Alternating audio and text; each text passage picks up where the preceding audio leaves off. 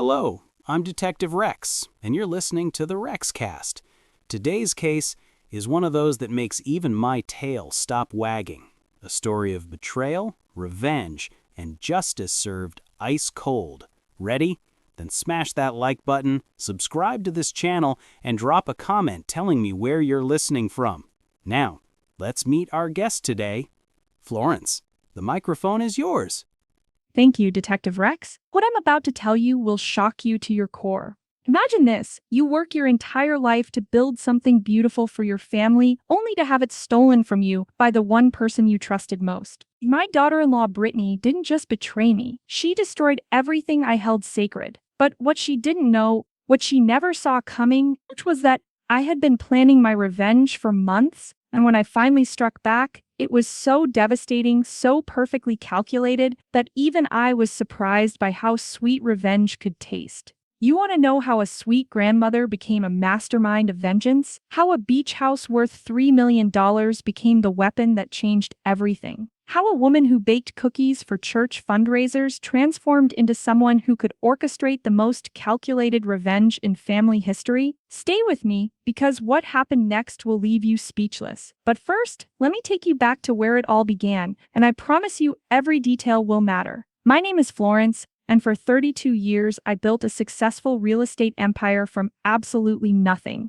Picture this, a 19-year-old girl with $200 in her pocket and a dream that seemed impossible. I started with a tiny studio apartment in the worst neighborhood you can imagine. Cockroaches, broken windows, sirens every night. But I saw potential where others saw problems. You want to know what drove me? My own mother died when I was 17, leaving me with nothing but debt and broken promises. I watched her struggle her entire life, working 3 jobs just to keep a roof over our heads, never owning anything of value. I made a promise at her funeral that her granddaughter would never experience that kind of desperation. That promise became my obsession. I worked 16-hour days, 7 days a week, cleaning office buildings at night and learning real estate during the day. I ate peanut butter sandwiches for dinner because I was saving every penny for my next investment. I wore the same 3 outfits for 2 years because clothes weren't important. My future was. I studied property law books until my eyes burned, memorized market trends, and learned to negotiate with men who thought I was just a pretty face who didn't belong in their business world. Every sacrifice, every sleepless night, every tear I shed was for one purpose: to create generational wealth for my family.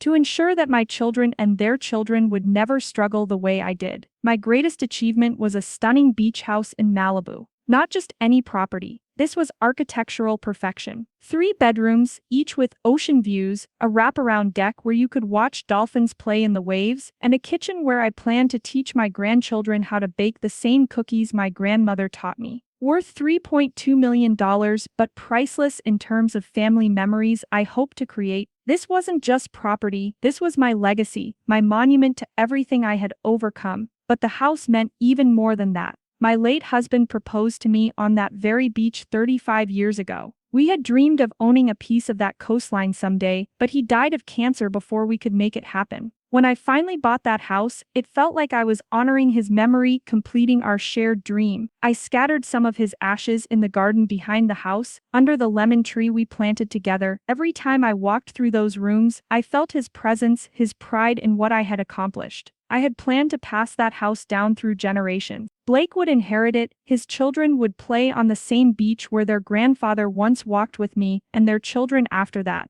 It was meant to be our family's anchor, our permanent connection to beauty, stability, and love. Losing it wasn't just losing money, it was losing a piece of my soul. When my son Blake married Britney 5 years ago, I thought I was gaining a daughter. She was charming, sweet, and seemed to love my son deeply. I watched her laugh at Blake's terrible jokes, the way she would fix his collar before important meetings, how she remembered every little detail about our family traditions. I welcomed her with open arms. I even added her name to several properties, including the beach house, as a gesture of trust and acceptance. I wanted her to feel secure, wanted, truly part of our family. Looking back now, that decision haunts me every single day. Blake and Britney moved into the beach house temporarily while they searched for their own home. What was supposed to be 3 months turned into 2 years. Did I complain? Never. I wanted them to be happy, to build their marriage on a solid foundation. I would drive 4 hours every weekend just to visit them, bringing groceries, cooking their favorite meals, treating that house like our family sanctuary. I brought fresh flowers for the dining room, helped Britney redecorate the guest bedroom, even taught her my secret recipe for lemon bars. But something changed in Britney. Slowly, subtly, like poison seeping through clean water, she began treating me like an outsider in my own home. She would make comments about how the house was theirs now, and how they were building equity. When I suggested family gatherings, she would say things like, "Florence, this is our space now, we need our privacy." She started referring to my visits as drop-ins rather than welcomes home. Red flags started appearing, but I ignored them because I loved my son. I trusted her because Blake trusted her. I made excuses for her behavior, telling myself she was just trying to establish independence as a new wife. Everything seemed normal until that Tuesday morning in March. I remember it perfectly because it was the anniversary of my late husband's death, and I was having my coffee from his favorite mug, looking at our old photo albums. The phone rang at exactly 9:47 a.m. It was my real estate agent, Marcus, and his voice was trembling in a way I had never heard before. "Florence," he said, "I need to ask you something urgent. Did you authorize the sale of the Malibu property?" Time stopped. The coffee cup, my husband's favorite blue ceramic mug that I treasured, slipped from my hands and shattered on the kitchen floor. The sound echoed through my empty house like a gunshot. "What sale?" I whispered, my voice barely audible. "The beach house was listed yesterday and sold within 6 hours. Cash offer. 3.4 million. Britney handled everything. She said you needed emergency medical funds and couldn't handle the stress of the sale yourself." My legs gave out. I collapsed into my kitchen chair, staring at the broken pieces of the mug scattered across the floor like fragments of my shattered trust. My world didn't just collapse in that moment, it exploded into a million irreparable pieces. Without my knowledge, without my consent, without even a phone call, Britney had sold my beach house. The home I built with my blood, sweat, and dreams. The property that was meant to stay in our family forever. She forged my signature on documents, used her legal access as a co-owner, and walked away with over $3 million of my life's work. When I called Blake, he was as shocked as I was. "Mom, I thought you knew," he said, his voice breaking. "Britney told me you needed the money for medical expenses." My own son believed I was dying because his wife had fabricated an elaborate lie about my health. She had manipulated him into thinking he was saving my life by allowing the sale. For weeks, I couldn't eat, couldn't sleep, couldn't function. Depression consumed me like a dark ocean wave. I lost 15 pounds. My friends were worried I was having a breakdown. Some days, I didn't even get out of bed. Blake visited every day, bringing soup, holding my hand, crying with me about what his wife had done to our family. He was torn between his love for me and his marriage, and I could see the guilt eating him alive. The worst part wasn't just the financial loss, it was the violation of trust. I had welcomed this woman into my family, shared my secrets, my recipes, my hopes for the future. I had shown her the tree where my husband's ashes were buried, told her stories about our family history, trusted her with our most sacred spaces. And she had used all of that intimacy to manipulate and steal from me. But then something inside me shifted. The grief transformed into something else, something powerful, something dangerous. I was lying in bed one night, staring at the ceiling, when I remembered something my late husband used to say. "Florence, never let anyone think your kindness is weakness. Sometimes the gentlest people can be the most devastating when they're pushed too far." That night changed everything. I got up, made myself a cup of tea and sat down with a notebook. I realized that Britney had made one critical mistake. She assumed I was just a helpless old woman who would accept defeat quietly. She saw my age as frailty, my trust as stupidity, my love for family as blind weakness. She thought my tears meant surrender. She had no idea who she was dealing with. She didn't know that I had built my empire by outmaneuvering men who thought women couldn't compete in real estate. She didn't know that I had survived market crashes, economic recessions, and business betrayals that would have destroyed weaker people. She definitely didn't know that when I set my mind to something, I become absolutely relentless. My husband used to joke that I was like a pleasant hurricane, beautiful and calm on the surface, but with the power to level everything in my path when necessary. I spent the next 2 months researching, planning, and preparing for what would become the most satisfying moment of my entire life. I hired a private investigator to learn everything about Britney's financial situation. I researched property laws, inheritance rules, and trust fund regulations. I studied her patterns, her relationships, her vulnerabilities. I even drove by Patricia's house several times, studying the neighborhood, understanding the property value, observing the daily routines. You see, Britney's mother, Patricia, lived in a beautiful Victorian home that Britney had purchased for her using her inheritance. A home worth $2.8 million.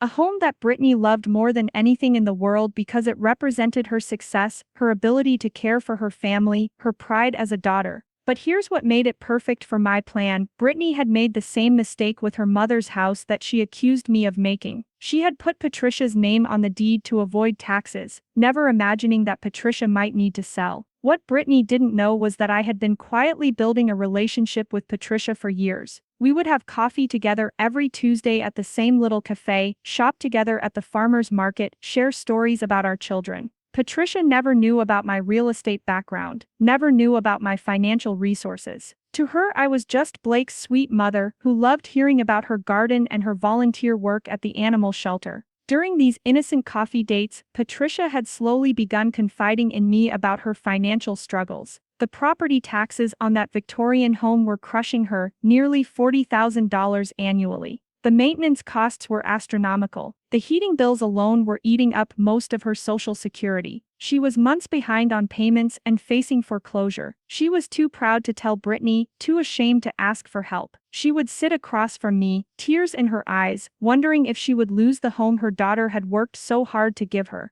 To me, Patricia's desperation wasn't just sad, it was opportunity wrapped in tragedy. During those coffee dates, Patricia had confided in me about her financial struggles. The property taxes on that Victorian home were crushing her. She was months behind on payments and facing foreclosure. She was too proud to tell Britney, too ashamed to ask for help. She was desperate. That's when I saw my opportunity. I approached Patricia with an offer she couldn't refuse. I would purchase her home for $3 million, $200,000 above market value, and she could continue living there rent-free for the rest of her life. To Patricia, I was a guardian angel saving her from bankruptcy. To me, she was the key to my revenge. But wait, it gets better. Remember how Britney had sold my beach house for $3.4 million? I used that exact money, my money that she had stolen, to buy her mother's house. The irony was so perfect, so poetic, that I actually laughed out loud when I signed the papers. Patricia was overjoyed. She called Britney immediately to share the good news about her mysterious buyer who wanted to help her.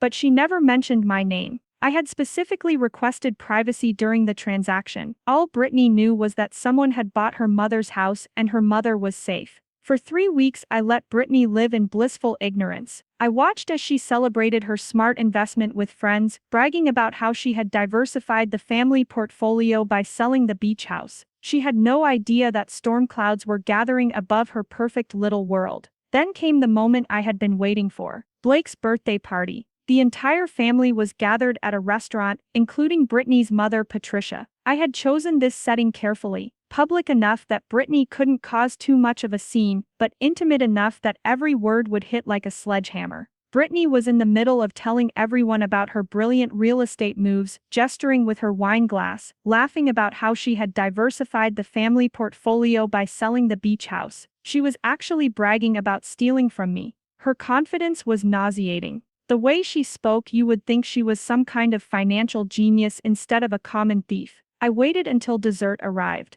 I wanted everyone relaxed, comfortable, unprepared for what was coming. Then I stood up slowly, my chair scraping against the floor in the sudden silence. "I'd like to say something," I announced, my voice steady and calm. The room went quiet. You could hear the clink of silverware stopping, conversations halting, even the background music seemed to fade. "Britney, you've taught me so much about family loyalty and trust. In fact, you've inspired me to make some real estate investments of my own." Britney smiled, probably thinking I was about to praise her business acumen. Poor foolish girl. She had no idea that I had been planning this moment for months, rehearsing every word, anticipating every reaction. "I recently purchased a beautiful Victorian home," I continued, my voice growing stronger with each word. "You might even know it, Britney. It's the house where your mother lives." The color drained from Britney's face like water down a drain. Patricia looked confused, glancing between us. Blake stopped eating mid-bite, his fork suspended in air.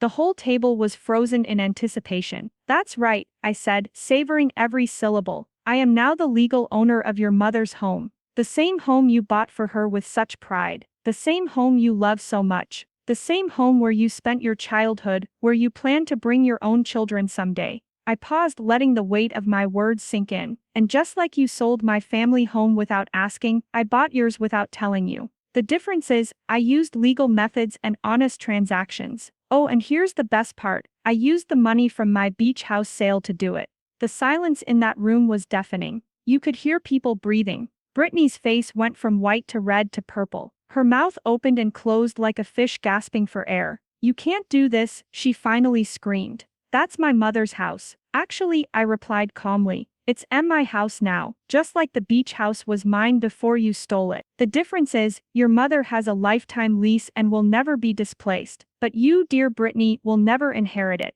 It will go to Blake, my son, when Patricia passes. You know the way family property should be handled." Blake was staring at both of us in shock, finally understanding the magnitude of what his wife had done and what I had done in response. Patricia was confused but grateful. She still had her home and security. But Britney was experiencing what I had felt that morning when I learned about the beach house sale. Complete, devastating helplessness. But I wasn't finished. "Oh, and Britney, since you seem to enjoy making major family decisions without consultation, I've made another decision. Remember that trust fund I set up for your future children? The one worth $2.6 million, I dissolved it yesterday. That money now belongs to a children's charity. Your manipulation cost your own future family their inheritance." At that point, Britney stood up so fast she knocked over her chair. She was screaming, crying, and causing such a scene that the restaurant manager approached our table. She called me every name in the book, accused me of being evil, vindictive, and cruel. She demanded that Blake choose between her and me. The entire restaurant was staring at our table, people recording with their phones, children crying because of her outburst.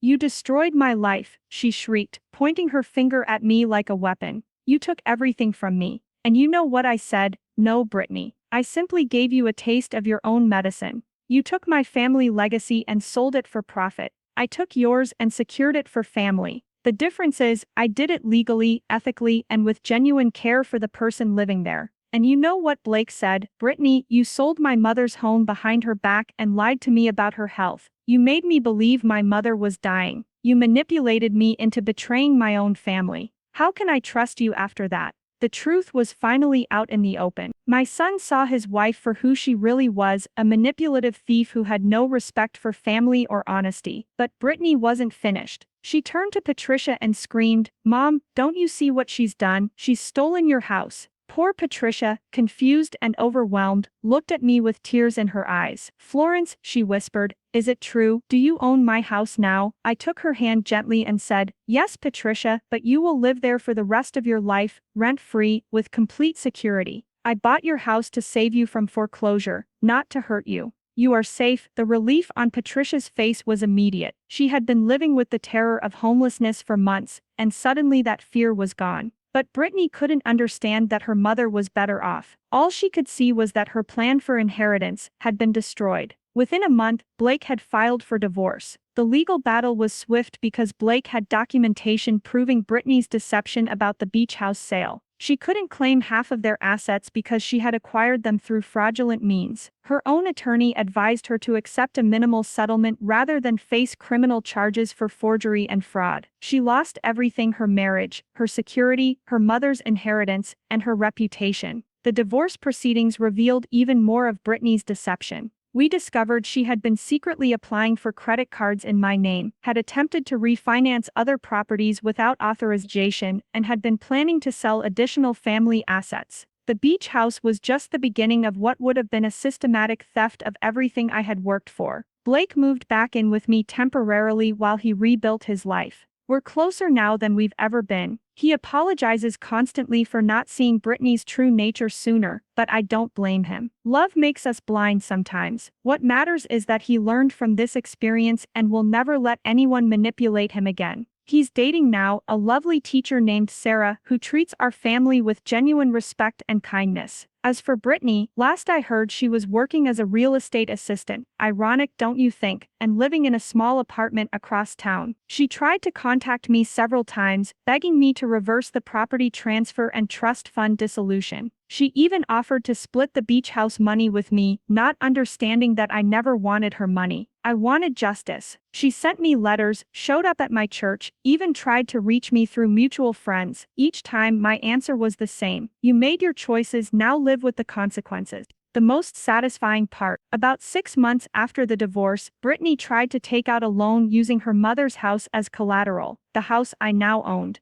When the bank called to verify ownership, they reached me instead. I simply said, "I'm sorry, but Miss Britney has no legal claim to this property." The look on her face when she realized her final scheme had failed was worth every penny I spent on my revenge. Patricia and I remain close friends. She doesn't fully understand what happened between Britney and me, but she's grateful for her security and stability. She often tells me that I'm the daughter she never had, which brings me more joy than any amount of money could. Looking back, do I regret my actions? Not for a single second. Britney thought she could steal from me and face no consequences. She believed that because I was older, quieter, and more trusting, I would simply accept her betrayal and move on. She learned that every action has an equal and opposite reaction. The beach house is gone forever, and I'll always mourn that loss. But what I gained was something more valuable, the knowledge that I could stand up for myself, protect my family, and ensure that justice prevailed. Sometimes the best revenge isn't getting even.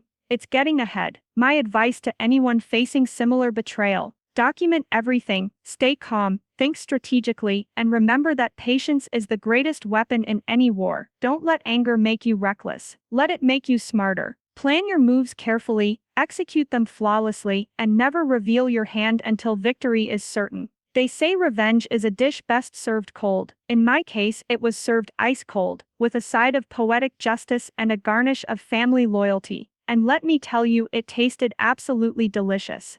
What an incredible story, Florence. Your courage and strategic thinking turned a devastating betrayal into ultimate justice. Folks, if this story moved you, smash that like button, subscribe to this channel, drop a comment about your thoughts on Florence's revenge, and share this episode with at least 5 people who need to hear this story. Stories like this remind us that justice isn't just about the courts. Sometimes it's about standing up for what's right and protecting the people we love. I'm Detective Rex. Until the next case on our podcast, and stick around for 2 more incredible cases coming up next.